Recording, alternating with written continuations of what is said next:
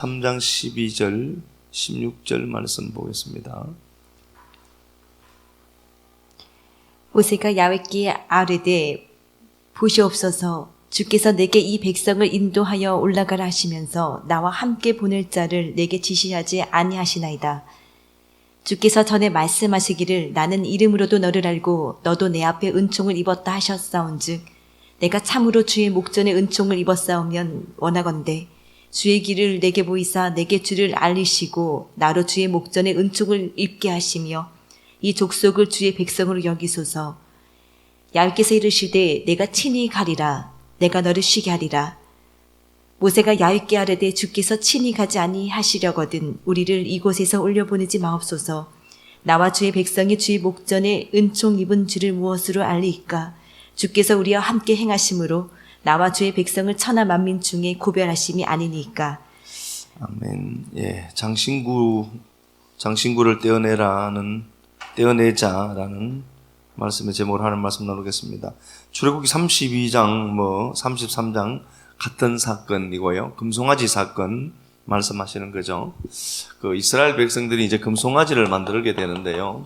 실제로 보면은 그 이스라엘 백성들이 430년 동안 종살이 했죠. 30년은 요셉의 통치 기간이니까 뺀다 하더라도 400년 동안 이스라엘 백성들은 이집트에서 이제 출생하고 죽고 한 과정들을 겪으면서 왔는데요. 그러니까 이스라엘 백성들이 말만 이스라엘 백성들이지 사실 이집트 사람들입니다. 완벽한 이집트 사람이죠.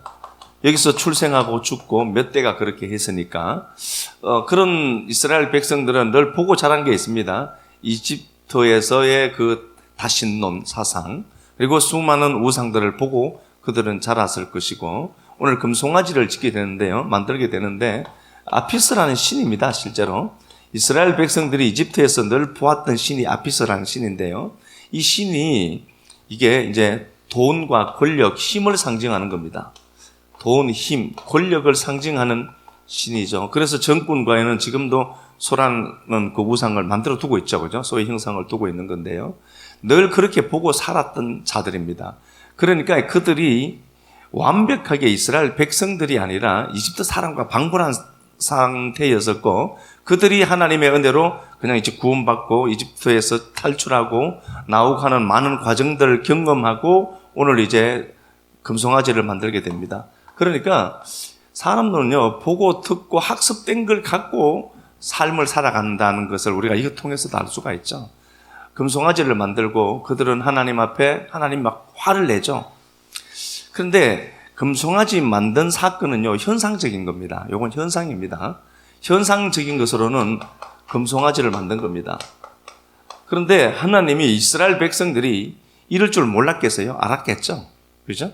얘네들이 금송아지 만들 걸 그분은 더 잘 아실 거란 말입니다.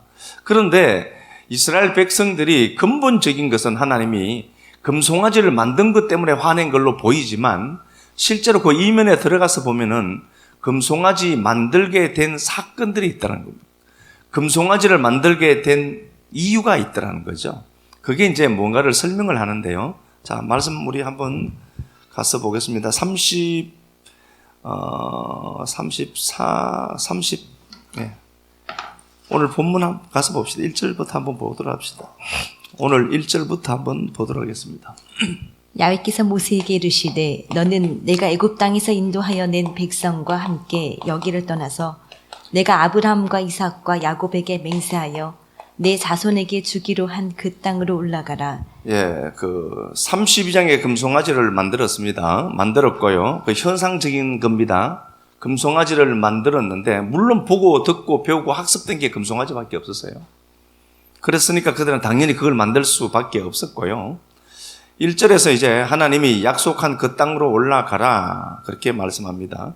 그리고 하나님이 사자를 보내서 가나안 7족속들을 쫓아내어 주겠다. 그리고 3절에는 젖과 꿀이 흐르는 땅으로 올라가라. 그런데 나는 안 간다 이렇게 되어 있습니다. 올라가라, 그 땅을 내가 줄게. 그리고 가나안 7족속을 내가 없애줄 것이다. 그러나 나는 안 간다 이렇게 되어 있죠. 나는 안 간다 이렇게 되어 있습니다. 왜 그런가를 보니까 이스라엘 백성들은 현상적인 금송아지를 만들었는데 왜 만들었는가 보니까 하나님이 목적이 아닌 겁니다. 하나님으로 파생된 그 어떤 것들은 원했죠. 그들이 가나안 땅을 그리워하고는 있어요. 근데 그곳은 젖과 꿀이 흐르는 땅이고 신명기 6장의 말씀을 빌리자면은 여기는 내가 만들지 않은 우물, 내가 가꾸지 않은 포도원, 많은 것들이 준비된 그곳이죠. 그거 줄게 내가. 그런데 난 안 간다라는 겁니다. 그들의 목적이 뭔가 보니까 하나님은 아닌 겁니다. 근데 그게 결국은 뭘로 나타나는가 보니까 금송아지 우상이라고 하는 현상으로 나타나지더라 이렇게 돼 있거든요. 나는 안 간다라고 하는 겁니다. 우리가 신앙생활을 하면서 놓치는 게 있어요. 잘못하면 놓치는 게 있는데 하나님으로부터 파생되는 것들을 우리가 받을 수 있어요. 그게 나쁘다는 건 아닙니다. 그러나 그것만 목적이다면은 하나님을 놓칠 수 있어요.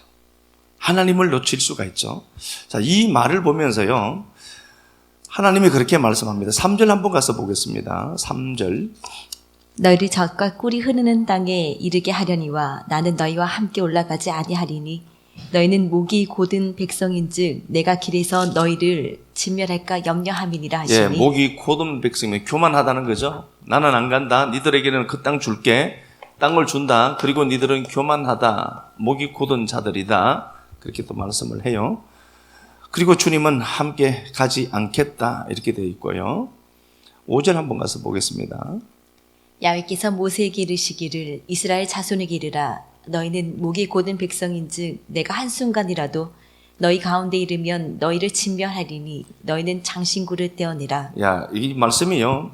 하나님은 5절에 그렇게 말씀하시죠. 나는 안 간다. 그런데 내가 니들하고 한순간 네카라는 단어인데요. 눈 깜빡할 사이라는 개념이에요. 눈 깜빡할 그 시간 동안이라도 하나님이 이스라엘과 함께 한다면은 니들은 다 죽을 거다. 진멸한다. 이게요. 하나님이 야, 내가 니들하고 함께 가면 니들 다 죽어. 라는 말보다는 우린 이렇게 이해해서 들었으면 좋겠어요. 내가 너와 함께 같이 가면 우린 불편한 관계가 되어서 네가 고통스러울 거야. 그래서 내가 못 가겠다는 소리를 들었어요. 하나님이 안 간다. 돌아지고 삐지는 게 아니라 야, 니들이 목적하는 게 그 땅이지. 네가 원하는 그 네가 원하는 그 성공이지. 그거 내가 줄게. 내가 천사들을 동원해서라도 그거 다 니들에게 줄게. 그러나 내가 한순간이라도 너와 함께 하면 네가 죽어. 라는 말은 정말 내가 너 죽이겠다 이런 말이 아니라 우리가 불편한 관계가 되어서 불편한 관계에서 동의해 본 적이 있죠. 우리는 다 불편한 관계여서 네가 너무 고통스러울 거야 내가 함께 가면은. 그래서 난 못 가겠다. 왜 그렇죠? 내가 너와 함께 가고 싶은데 네가 그걸 원하지 않으니까 내가 빠져줄게. 내가 너에게 주려고 하는 그것만 네가 목적하니까 그것만 추구하니까 그거 줄 테니까 그냥 가. 하나님의 마음이 어떻게 느껴집니까? 너무 아프지 않나요? 하나님의 마음이 그렇게 권능아 내가 너와 함께 가고는 싶은데 네가 나를 불편한 관계로 인식하고 있고 그러니까 나는 너와 함께 안 갈 테니까 네가 원하는 거 그거 줄게 가. 라고 했던 겁니다. 모세의 반응은 15절 말씀에 나와 있습니다. 15절 말씀. 모세가 야훼께 아뢰되 주께서 친히 가지 아니하시려거든 우리를 이곳에서 올려보내지 마옵소서. 예, 모세는 이 시내 산에 있는데요. 당신이 함께 안 가면은 우리도 가기 싫습니다. 하나님의 마음을 아는 거죠.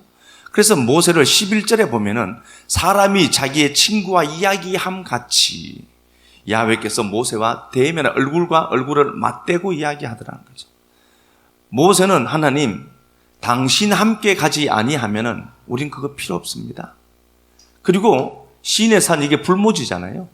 가시덤불만 있고 척박하고 거칠고 모래바람만 날리고 황량한 들판인 이곳이 나으니까 이 자리에서 당신과 함께 있을지언정 나 저리로 안 가겠습니다를 고백하죠.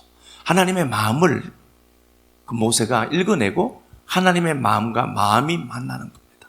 그래서 아모스 3장에도 그렇게 되어 있죠. 두 사람이 함께 동행하는데 뜻을 함께 하지 않고는 함께 못 가잖아. 불편한 관계가 되는 거예요. 역사적 현상 속에서는요, 금송아지를 만들었죠. 금송아지를 만든 배경은 뭔가? 이면에 감추어진 건 뭔가 보니까 하나님이 목적이 아니더라는 겁니다. 하나님이 목적이 아니었고, 하나님이 목적이 아니어서 그들은 하나님을 도구 삼아서 내가 원하는 오고 목적하는 바만 이루겠다는 거죠. 그래, 그거 해줄게, 내가. 그런데 나는 너와 못 가겠다. 나는 너랑 함께 가고는 싶은데 내가 잠시 눈 깜빡일 시간 동안만이도 내가 너와 함께 하면은 네가 불편해. 그래서 내가 못 가겠다는 겁니다. 우리 하나님 얼마나 이렇게 그 하나님을 우리가 이렇게 불편하게도 만들어요. 그 하나님 필요 없고 하나님 당신 주는 거 그거 나에게 달라니까요. 그것 아닙니까? 우리의 기도 내용이 다 그것 아닙니까? 근데 모세는 달라요. 하나님과 대면했던 모세는 당신이 나와 함께 하지 아니한다면은 나 그곳에 안 올려줘도 됩니다. 오히려 척박한 이 시내 산에서 머물고 있는 게 좋습니다를 고백해내죠. 마음을 나누는 사이예요, 하나님과 모세가. 다시 한번 가보겠습니다. 16절 보겠습니다. 제가 볼게요. 나와 주의 백성이 주의 목전에서 은총 입은 것을 무엇으로 알겠습니까? 주께서 우리와 함께 행하심으로. 주님이 나와 함께 하고 계시고 함께 보조를 맞추어서 함께 길동무로 가고 있다. 이것이 은총 입은 것이고 그걸로 구별된 인생을 하나님이 복이다라고 말씀하신 거죠.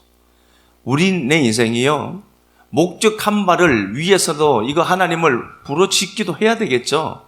예? 하나님 주신 약속이기 때문에 이거 가지기도 해야 되겠죠. 그러나 더 선행되어야 될 것은 그 하나님과 동행하고 있음, 그 하나님과 기꺼이 길동무되어서 함께 걸어가는 그 길이 불편하지 않는 관계, 그 관계가 되는 그게 은총을 입은 증거다. 그게 네가 거룩하게 구별된 거야. 모세는 이런 상황 속에서 하나님의 마음을 정확하게 읽어냅니다. 하나님, 가나안 땅 안 주셔도 되니까 나와 함께 해주세요. 이게 모세의 기도였습니다. 이게 참 그냥 제가 말씀을 이렇게 나누지만 이게 보통 마음이 저도 참 많이 무겁더라고요. 많이 무거웠는데, 자, 그러면은 그들은 목적하는 바가 그 땅이었고 하나님은 아니었습니다. 신앙을 하면서 진짜 놓칠 수 있는 것들이 이거거든요. 정말 궁금하게 한번 생각해 볼 필요는 있을 것 같습니다. 내가 정말 하나님을 목적하는 걸까? 하나님은 하나님 때문에 이게 필요해서 내가 그 하나님마저도 이용하려고 하는 이 잔악한 아주 냉혹한 인간이어서 내가 그런가? 우리가 한번 곰곰하게 생각해 보면서 우리는 모세처럼 이렇게 한번 고백해 볼 필요가 있지 않을까? 그렇죠? 그렇게 고백을 했고 어쨌든요. 자, 모세가 다시 하는 말 한 번 더 가서 보겠습니다. 다시 16절요. 나와 주의 백성이 주의 목전에서 은총 입은 줄을 무엇으로 알리까? 주께서 우리와 함께 행하심으로 나와 주의 백성을 천한 만민 중에 구별하심이 아닙니까? 이게 은혜 아닙니까? 그리고 그 모세는 하나님 앞에 함께 가기를, 함께 있기를 그렇게 간절하게 소망하더라. 그렇게 되어 있죠. 자, 다시 한번 보겠습니다. 본문요. 다시요. 자, 이스라엘 백성들이 현상으로는 금송아지를 만들었고 그들의 이면에는 뭐가 있느냐 보니까 하나님이 목적이 아니라 내게 공급되어야 될 것이 목적입니다. 현상은 금송아지 만들었고 나는 하나님이 목적이 아니라 내가 누려야 될 것들을 목적하는 겁니다.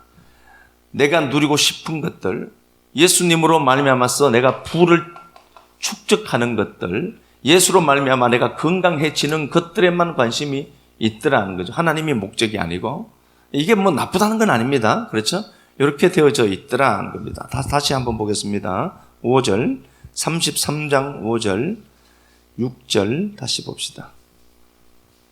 야훼께서 모세에게 이르시기를 이스라엘 자손에게 이르라. 너희는 목이 곧은 백성인즉 내가 한순간이라도 너희 가운데 이르면 너희를 진멸하리니 너희는 장신구를 떼어내라. 예, 그들이 다 장신구를 갖고 있더라. 아디라는 단어인데요. 이게 금고리, 뭐 금팔찌, 뭐 이런 거다라고 했습니다. 제가 이게 출애굽기 하면서 말씀을 드렸었죠. 그렇죠? 말씀을 한번 드렸습니다. 광야 생활하는데 귀걸이 필요 없거든요. 광야 생활하는데 팔찌 필요 없습니다. 발목걸이 필요 없고요. 눈썹 고데기로 하고 올 필요가 없고요. 광야 기간에는 아무것도 없이 그냥 하나님과 내가 독대하는 게 목적이죠. 그런데 이스라엘 백성들은 이집트에서의 그 삶을 보았던 그들은 자기를 나타내는 그 장신구들을 많이 착용하고 있다는 게 문제입니다. 주어가 하나님이 아니라 주어가 자기 자신이더라. 자신을 돋보이고 싶은 거예요. 내가 나를 드러내려고 귀걸이하고, 귀걸이 팔찌 하지 말라는 소리 아닙니다. 귀걸이하고 팔찌하고 그렇게 해서 자기를 치장하는 거예요. 그러니까 가장 깊은 것으로 들어가서 보면은 누군가 보니까 하나님이 주어가 아니라 내가 주어더라는 소리예요. 내가 주어입니다. 그리고 나는 나의 확장을 위해서, 나의 어떠함을 드러내기 위해서, 나를 돋보이고 과시하기 위해서 내가 장신구들을 착용하고 있더라는 겁니다. 이게 문제의 가장 근원이 되는 겁니다. 그럴 필요가 없어요. 성도는요, 교회 안에 와서 하나님의 말씀에 찔림을 받고, 찔리거든 여러분들이 돌을 들고 저를 치려고 하면 안 되고, 찔리거든 어찌할꼬로 돌아가야 되겠죠. 우리가 어찌할꼬. 하나님 앞에 벌거벗은 내가 보여지고 확인되어져야 되는 거거든요. 우리는 제각기 장신구들을 갖고 있어요. 저는 목회의 성공이 제 장신구일 수도 있고요. 교회가 사이즈가 커지고 사람이 많아지는 그게 제게는 장신구일 수 있습니다. 저는 그걸 많이 원하기도 했거든요. 그렇게 해서 몇 명 모이는데 교회 옮겨야 될 것 같습니다. 이렇게 멋있게 대답하고 싶기도 하고요. 그 많은 장신구들이 제게는 진짜 너무 많이 있어요. 그렇게 해서 어느 곳에 가면은 이렇게 내가 목회를 하니까 이렇게 되더라라고 심지어 말을 하고도 싶고, 그래서 교회 사이즈가 커지고 사람들이 많이 모이고 성공한 목회는 이런 거야를 자랑하고 싶은 것도 저는 지금도 너무 많이 있습니다. 그게 제 인생의 장신구라면은 저는 그 하나님 앞에 하나님 얘기가 좋습니다. 시인의 산에 가시덤불 같은 인생들만 있더라도 여기서 당신이 나와 함께 하는 것이 목적이고 당신이 나와 함께 하는 것이 불편하지 아니한 그 동거금만 계속 이루어진다면 저는 여기도 좋습니다를 고백하고 제 인생에 유입된 이 장신구들 하나씩 저는 말씀 앞에 뜯어내야 되거든요. 우리의 삶이 그럴 수 있어요. 나를 돋보이게 하려고 하는 그 장신구들 있습니다. 장신구가 있어요. 저 사람 붙들면 성공할 것 같아요. 여러분 그거 장신구입니다. 그게 금송아지를 만들어요. 변형된 하나님을 만들고 그 하나님 앞에 내가 원하는 것 왜 주지 않느냐고 그렇게 고백해내요. 약속했잖아 당신이 준다고. 그럼 줘야 될 것 아니냐. 하나님은 안중에 없는 인생들이 너무 많다라는 겁니다. 그래서 우리가 오늘 가슴을 좀 여시고요. 내 인생에 정말 이건 내가 목적을 위해서 간다라고 하는 이게 내 인생의 장신구 아닐까? 하나님이 불편한 동거가 된다면 이것마저도 내가 뜯어내야 되는 것 아닐까? 하나님 마음을 한번 들여다보고요.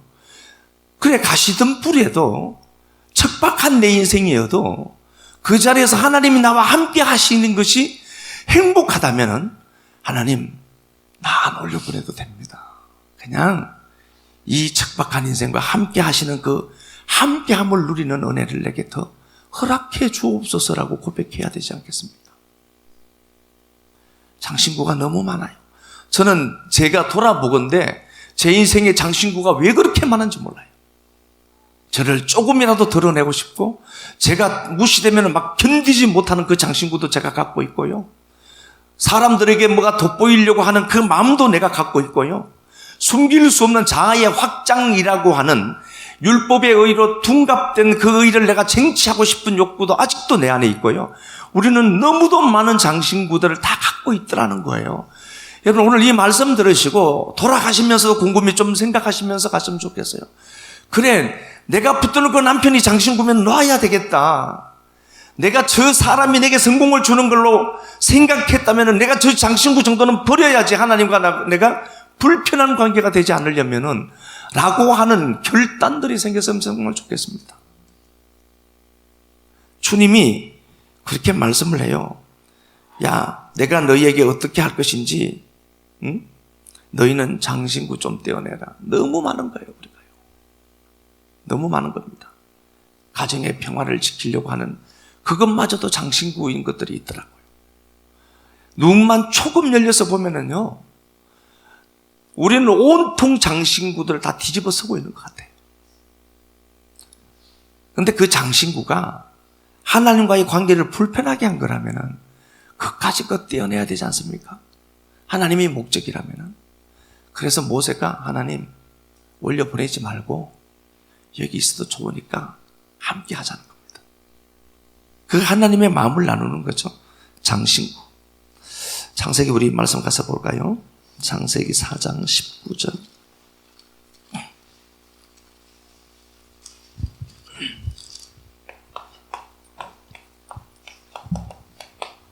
창세기 4장 19절. 라멕이 두 아내를 맞이하였으니 하나 이름은 아다요 하나의 이름은 실라였더라. 예, 라멕이 힘센 자라는 단어입니다. 힘센 자. 아다와 실라가 있습니다. 첼라, 그림자, 그늘이라는 단어입니다. 보호라는 단어고요. 여기에요. 자, 여기 아다로 나오는데 여기 아디입니다. 똑같은 단어입니다. 오늘 장신구를 뜯어내라 라고 되어 있죠. 장신구, 장식하다, 꾸미다 라는 단어, 이 단어가 아다라는 단어입니다. 자, 라멕은 힘이 있는 자입니다. 힘이 있는 사람들의 특징이 뭔가? 나 힘없는데? 아니요. 여러분들이 자기도 모르는 장신구들을 많이 갖고 있다면 여러분들은 라멕입니다. 라멕이 두 아내를 통해서 자기를 드러내요. 아디라는 건데 꾸미는 자입니다. 꾸밉니다. 물론 여자니까 꾸며야 되겠죠, 당연히. 그리고 요 실라는 보호하다, 그늘, 첼라라는 단어거든요. 요 보호하다는 단어입니다. 자, 그러면 봐요. 라멕이 힘이 있는 사람인데요. 라멕의 두 아내를 통해서 라멕을 하나님이 드러내 보여줘요.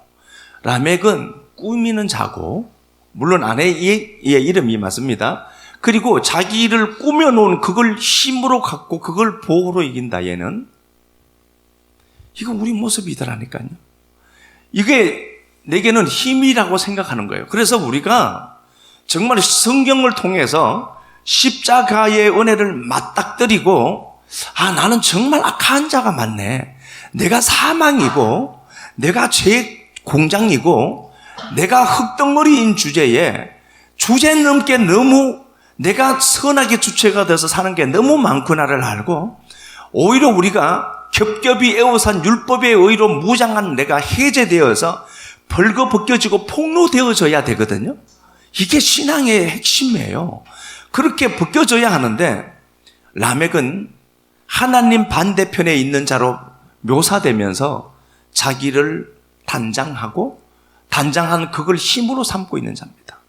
이 사람은 완벽하게 온몸을 장신구로 덮고 있는 사람과 방불한 사람입니다. 그래서 어떻게 이런 모습을 보면서요, 창세기 우리 34장 가서 한 번 더 보고 볼까요? 창세기 34장.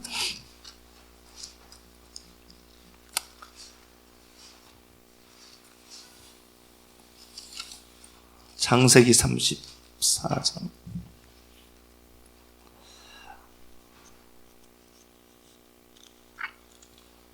34장, 35장이죠. 35장에 보면은 그렇게 되어 있고요. 자, 야곱 한번 더듬으면서 우리 한번 봅시다. 32장부터 한번 가서 보겠습니다. 32장 10절 가서 야곱 한번 보겠습니다. 나는 주께서 주의 종에게 베푸신 모든 은총과 모든 진실하심을 조금도 감당할 수 없사오나 내가 내 지팡이만 가지고 이 요단을 건넜더니 지금은 두 때나 이루었나이다.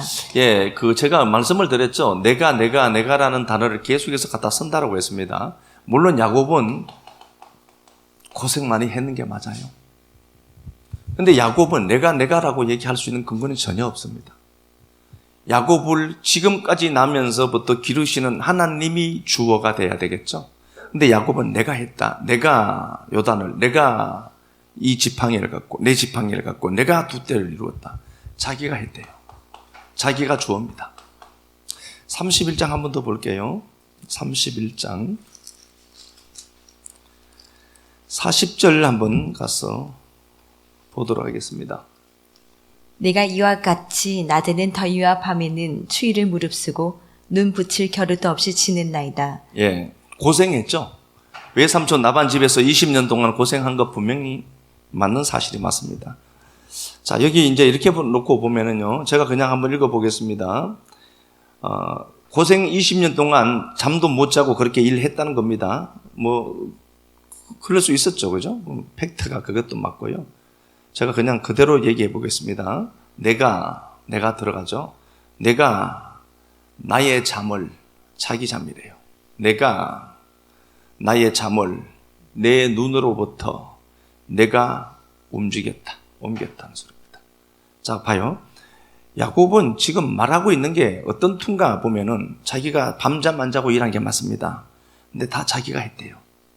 내가 내 잠을, 나의 잠을 내 눈으로부터 내가 옮겼다. 누가 한 거죠? 하나님은 하나도 찾아볼 수 없어요. 오직 자아가 충만한 내가 했다는 겁니다. 내가. 주어가 자기예요. 그렇다고 해서 야곱이 하나님을 모르느냐? 아니요, 알고 있습니다. 그래서 이런 것들이 말씀들이 들려지고요. 이 말씀들이 우리 안에서 숙성되면은 내가가 나올 수밖에 없는 구조를 가진 우리는 이 말씀이 브레이크 역할을 해서 딱 걸어야 돼요. 내가 그럴 때 딱 들크덕거려야 돼요. 그래서 이거 참 질기구나, 이 나라 놈은. 이 자아라고 하는 이 에고 덩어리는 참 질기구나 알고 나라는 단어를 멈춰야 됩니다. 우리 별 볼 일 없잖아요, 사실요. 우리 무슨 별 볼 일 있습니까? 재산이 수십조가 있는 것도 아니고 수십억 있는 것도 아니고 없잖아요. 근데 우리를 내세울 게 뭐가 있어요? 아무것도 없지 않습니까? 얼마나 감사해요. 하나님밖에 없는 인생 아닙니까?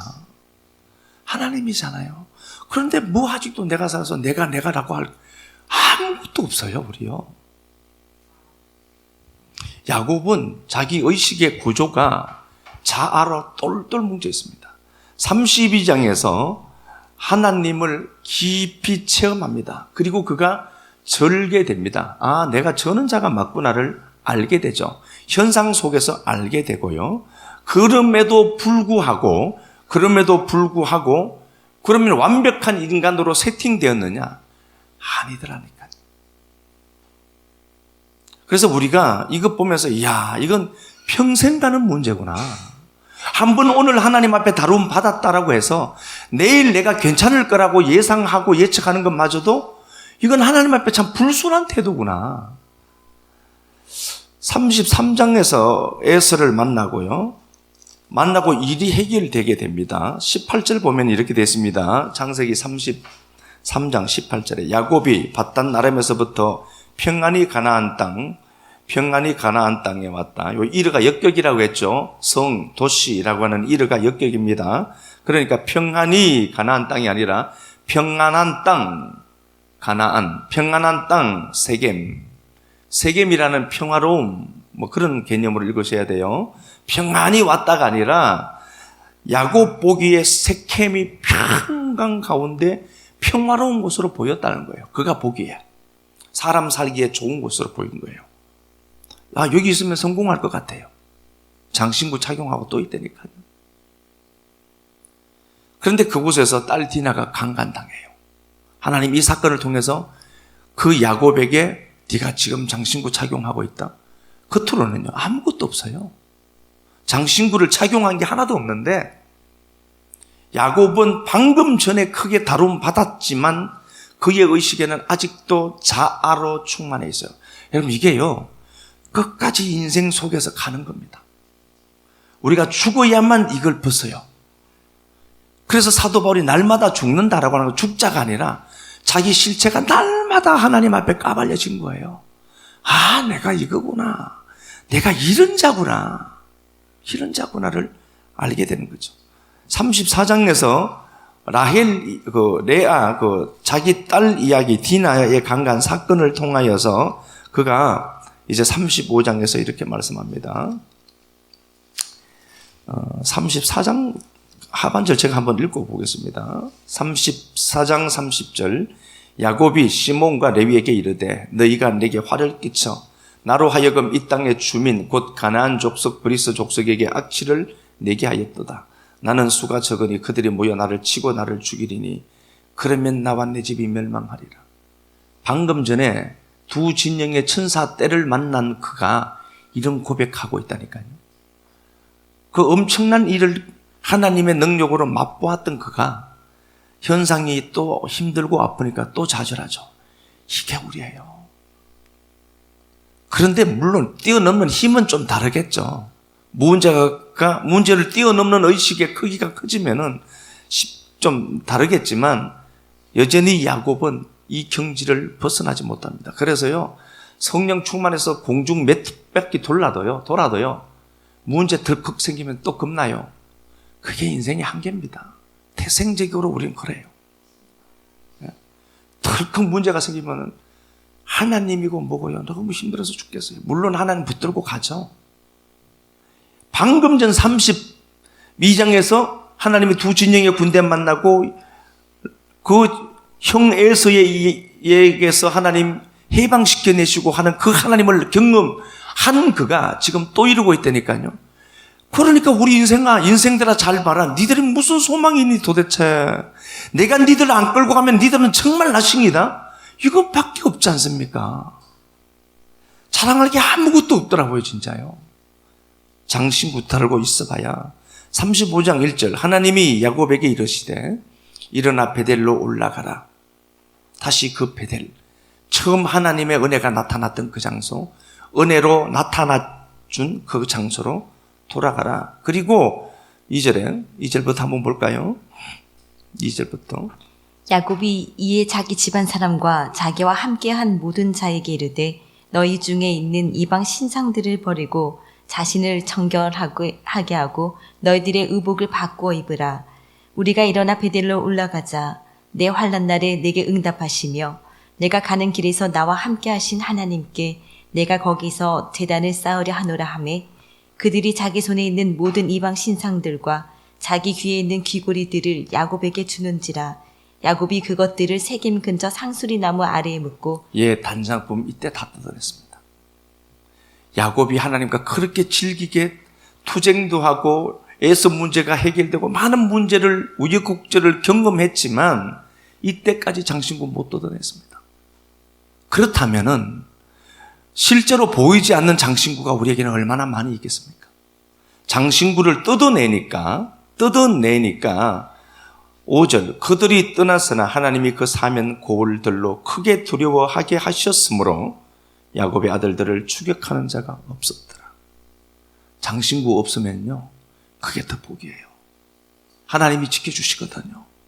하나님이 지켜주시고 하나님이 돌봐주시거든요.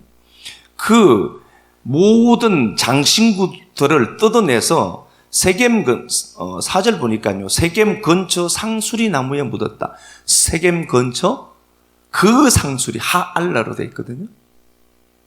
그 상수리 나무 어디죠? 아브라함이 처음 제단 쌓았던 그 상수리 나무 밑에 묻었다는 소리입니다. 여러분 우리가 나도 모르게 장신구들을 착용하고 있는 것들이 있습니다.